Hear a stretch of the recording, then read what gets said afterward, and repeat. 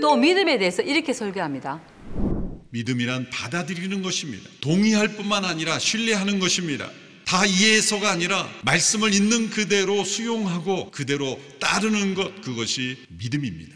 오직 믿음이라는 것은 하나님께서 은혜로 이루신 모든 것들을 나에게 주신 것을 있는 그대로 받아들이는 것, 그것이 믿음입니다. 우리에게 이 모든 축복을 누리는데 요구하시는 단 한 가지는 믿음입니다. 그러나 타락한 죄인은 이 믿음조차 없습니다. 타락한 죄인은 믿음조차 하나님께서 우리에게 선물해 주시고 우리 안에 믿음을 만들어 주셔야만 우리는 믿을 수 있습니다. 맞죠? 구원은 하나님의 은혜로만 얻는 것이지만 믿음은 하나님의 말씀을 믿고 지켜 실행하는 것입니다. 말로만 믿습니다. 예수 그리스도를 내 마음의 주로 영접합니다. 아멘. 그럼 그때부터 이 사람은 예수 그리스도를 믿기 때문에 천국에 가는 것일까요? 이때까지 그렇게 가르치고 있지 않습니까? 이렇게 말하는 것은 누가 못합니까? 다 할 수 있습니다. 그러나 성경에는 분명히 그렇게 기록되어 있지 않습니다. 믿음에 대해서 성경에 어떻게 기록하셨는지 말씀을 찾아가 보겠습니다. 갈라디아서 3장 22절에서 26절을 살펴보면 그러나 성경이 모든 것을 제 아래 가두었으니, 이 말씀 너무 궁금하지 않습니까?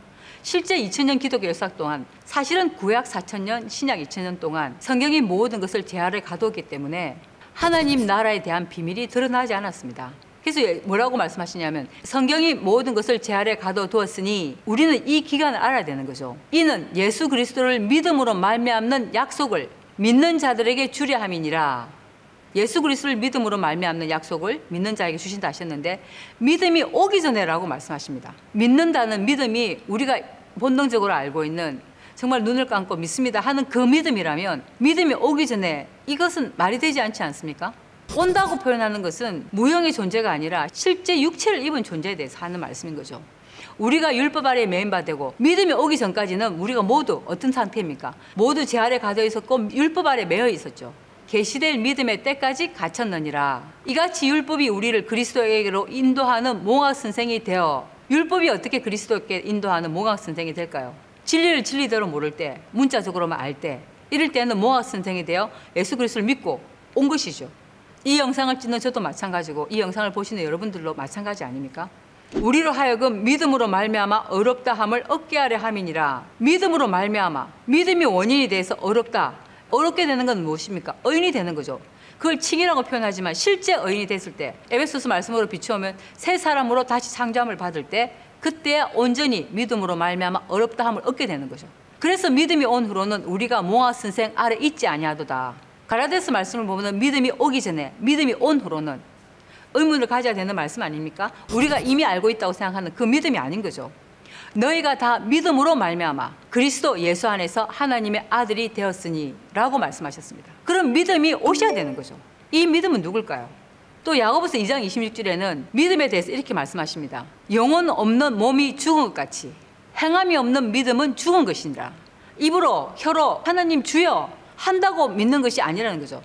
행함이 없는 믿음, 무엇을 행해야 될까요? 여러분 자선활동을 하는 걸 말할까요? 가난한 사람들 밥 퍼주고 어려운 이웃들 도와주고 그렇게 했으니 행함이 있는 믿음일까요? 그럼 왜 육체가 죽은 것일까요? 그렇게 이미 행함이 있는 믿음을 행했다면 육체가 죽으면 안 되지 않습니까? 여기 성경에서 말씀하시는 행함이 없는 믿음이란 성경대로 하나님의 계명, 예수 그리스도를 통해서 말씀하신 계명을 지켜 실행할 때, 온전히 믿고 깨달아 지켜 실행할 때 그때만이 행함이 있는 믿음이 되는 거고 육체도 죽지 않는 온전한 구원, 영생에 이르게 되는 것이죠.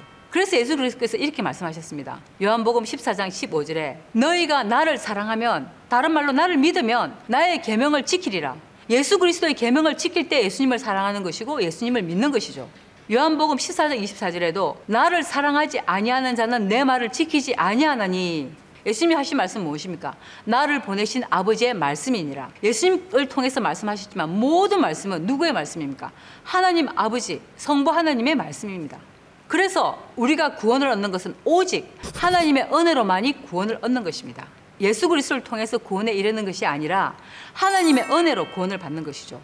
그래서 너희가 나를 믿으면 죽어도 살겠고 살아서 나를 믿으면 영원히 죽음을 맛보지 아니하리라 하는 말씀이 아직까지 실상이 되지 않은 그 원인이 바로 입으로만, 말로만 믿는다고 하는 그 믿음은 행함이 없는 죽은 믿음이었기 때문에 실상이 되지 않은 것입니다. 막연하고 추상적이며 행동하지 않는 믿음, 일생 믿는다고 고백하고 시인해도 아무 유익이 없다는 것이 2000년 기독교 역사가 증명하고 있고 이미 온누리교회 하영조 목사님 또한 증명하고 있습니다. 너무나 많은 목사님들이, 너무나 많은 기독교인들, 천주교인들, 성경을 가지고 사용하는 모든 종교인들 다 육체가 죽은 것이 바로 그 증거인 거죠. 믿음조차도 하나님의 선물로 주어지는 이 은혜, 그리고 그 믿음으로 이 모든 그리스도를 통하여 이루신 것들을 우리에게 주시는다는 것입니다.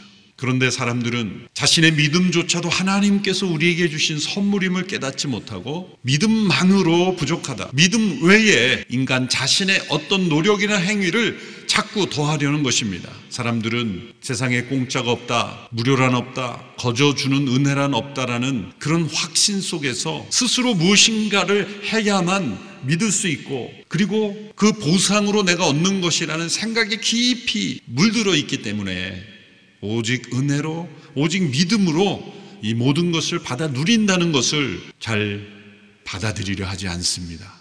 이재원 목사님이 말한 어떤 노력이나 행위는 외적으로 보이는 신앙생활, 봉사, 헌신 이런 것을 말씀하시는 거겠지만 이런 것으로는 당연히 구원에 이를 수 있는 믿음이 아닙니다. 구원에 이르는 믿음에 대해서 로마서 1장 17절에 복음에는 하나님의 의가 나타나서 믿음으로 믿음에 이르게 하나니 기록된 바 오직 의인은 믿음으로 말미암아 살리라. 의인이 산다는 것은 육체도 죽지 않고 사는 것입니다.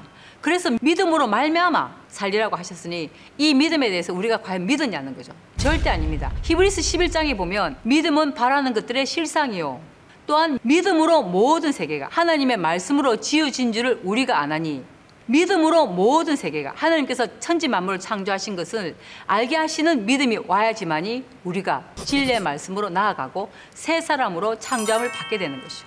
이 믿음은 우리가 다 안다고 생각하는 그 믿음이 아니라 실상의 믿음은 이런 것이다 라고 보여주시는 믿음, 사람으로 오시는 그분을 말씀하신 것입니다. 하나님께서 주신 계명, 예수 그리스도를 통해 주신 계명에 대해서 이미 살펴보았지만 다시 한번 이 말씀에 대해서 생각해 보겠습니다. 창세기 12장 1절에 하나님께서 아브라함에게 너는 너희 본토 친척 아비 집을 떠나 내가 내게 지시할 땅으로 가라 이렇게 분명히 말씀하셨고, 에스겔 12장 3절 4절을 살펴보면 인자야 너는 행구를 준비하고 낮에 그들의 목전에서 이사하라. 내가 내 처소를 다른 곳으로 옮기는 것을 그들이 보면 비록 패역한 족속이라도 혹 생각이 있으리라. 창세기에 말씀하신 말씀을 다시 실제적으로 구체적으로 말씀하신 거죠. 너는 낮에 그 목전에서 내 행구를 이삿짐을 싸서 밖으로 내기를 이사하는 행구같이 하고 저물 때에 너는 그 목전에서 밖으로 나가기를 포로되어 가는 자같이 하라 라고 하신 말씀, 앞에서도 살펴봤지만 마가복음 10장에 29절 30절에 예수께서 말씀하시기를 진실로 너희에게 이르노니 나와 및 복음을 위하여 집이나 형제나 자매나 어미나 아비나 자식이나 전토를 벌인 자, 이렇게 구체적으로 창세기에 하나님께서 아브라함에게 하신 말씀이 에스겔 선지자를 통해서 더 구체적으로 증명이 되셨고, 마태, 마가, 누가복음에서 예수님께서 친히 너무나 분명하게 말씀하셨습니다. 이 말씀이 나온 앞에 보면 내가 무슨 선한 일을 하여야 영생을 얻느냐고 하는 관원에 대한 질문에 대한 답이 이 말씀이신 거죠. 그래서 이런 명확한 말씀을 깨닫고 그 말씀대로 실행해야 되고, 이런 말씀에 대해서 교인들에게 설교해야 됨에도 불구하고 추상적이고 사변적인 말들은 모두 무익할 뿐만 아니라 생의 바퀴를 불사르는 지옥불의 소리밖에 아닙니다. 이것은 치명적입니다. 사람이 성경을 읽고 본능적으로 아는 것으로 생각하고 자단한다면 절대 구원에 이룰 수 없음을 성경은 명백히 말씀하고 계십니다. 하나님께서는 사람으로 하나님의 행하신 일을 알게 하지 않으셨습니다. 전도서 3장 11절에 하나님이 모든 것을 지으시되 때를 따라 아름답게 하셨고 또 사람에게 영원을 사모하는 마음을 주셨느니라. 그러나 하나님이 행하시는 일의 시종을 사람으로 측량할 수 없게 하셨도다. 우리가 영원을 사모하고 흠모할지라도 실제 하나님께서 어떻게 일을 하셨는지 사람인 저희로서는 측량할 수가 없는 거죠.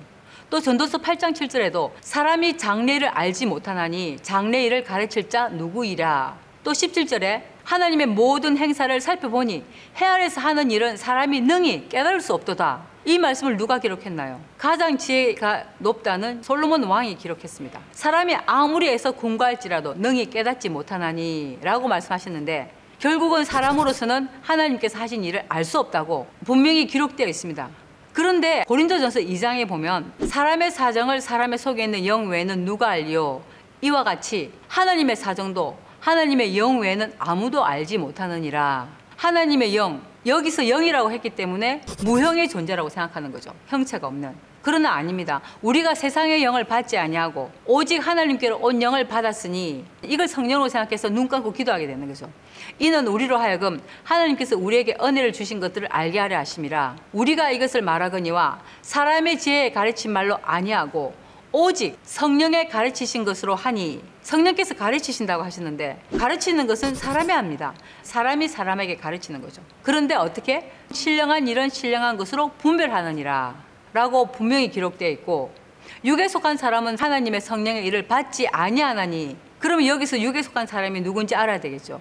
육에 속한 사람은 성경과 다른 거짓말을 하는 모든 사람들, 죄를 짓는 사람들, 육에 속한 사람인 거죠. 그러니까 하나님의 성령의 일을 받았을까요? 안 받았을까요? 요한복음 14장 16절 17절에 나오는 세상에 속한 사람들은 성령이 있음도 알지도 못하지만 육에 속하지 않고 영에 속한 사람들은 하나님의 성령의 일을 받는 거죠.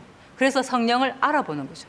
그래서 신령한 자는 모든 것을 판단하나 자기는 아무에게도 판단을 받지 않으하느니라 라고 기록되어 있습니다. 그럼 신령한 자라는 것은 사람이지 않습니까? 진리의 성령께서 오시면 요한복음 16장에 죄에 대하여 의에 대하여 심판에 대하여 세상을 책망하신다고 하셨는데, 진리의 성령이 바로 고린도전서 2장에서 말씀하시는 신령한 자죠. 모든 것을 판단하나 아무에게도 판단을 받지 아니하는 분. 그래서 요한복음 16장 13절에 진리의 성령이 오시면 그가 너희를 모든 진리 가운데로 인도하시고 장래의 일을 너희에게 알리시리라.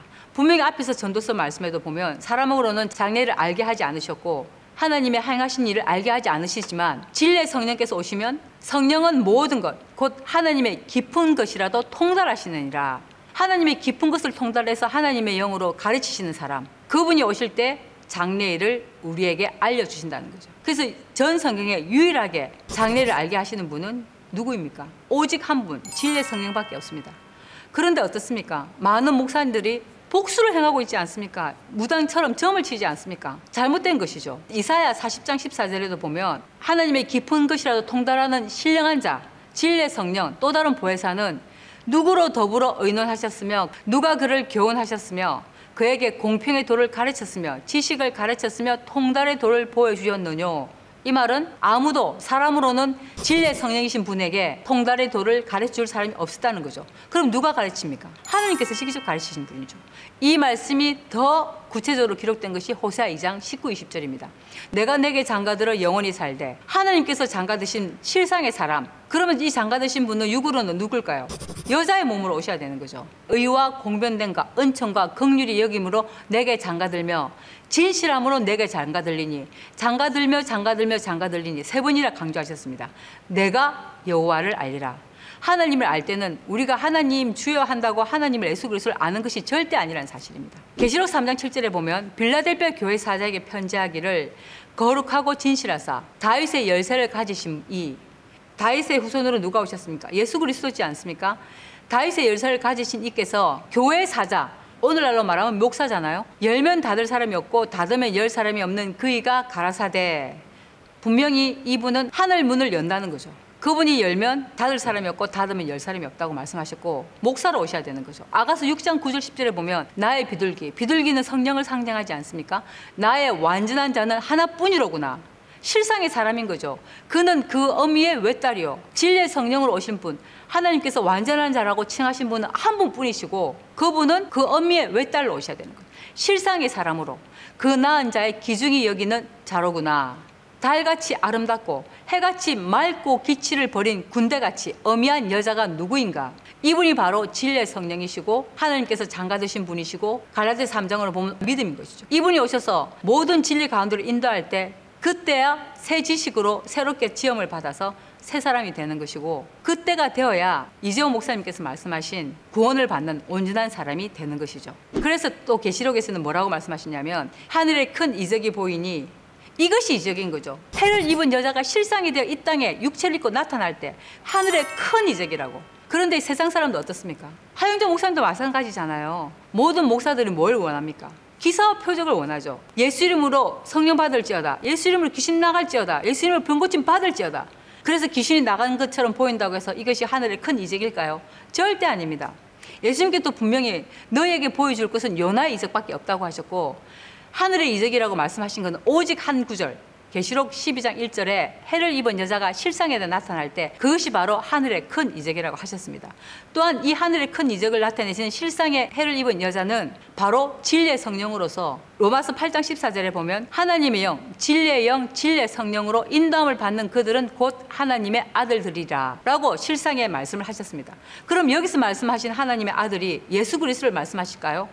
아니죠. 요한복음에 분명히 예수님께서 부활 성천하시고 남은 진리의 성령이 오시고 진리의 성령 하나님으로 충만하신 그분이 오실 때 그때야 온전히 하나님의 아들들이 창조된다는 말씀을 하신 것이죠. 그래서 전 성경은 반드시 통으로 봐야 하고 성경은 성경으로 해석해야만이 온전히 성경 속에 감춰진 하나님의 뜻, 하나님의 계획을 알게 되는 것입니다. 그래서 이제는 온 천하가 잠잠해야 됩니다. 왜 잠잠해야 되나? 이제까지 살펴본 대로 하늘의 큰 이적인 해를 입은 여자, 진리의 성령, 나의 완전한 자, 하나님께서 장가드신 갈라디아서 3장에 믿음으로 말미암아 믿음이 올 때까지의 실상인 믿음이 오셨기 때문에 오직 여호와는 그 성전에 계시니 온 천하는 그 앞에서 잠잠할지니라 라고 하신 말씀이 실상이 된 것입니다.